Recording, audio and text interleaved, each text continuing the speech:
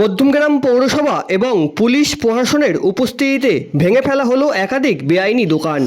মুখ্যমন্ত্রী মমতা বন্দ্যোপাধ্যায়ের নির্দেশের পর রাজ্য জুড়ে শুরু হয়েছে অবৈধ দখলদারি এবং হকার উচ্ছেদের অভিযান।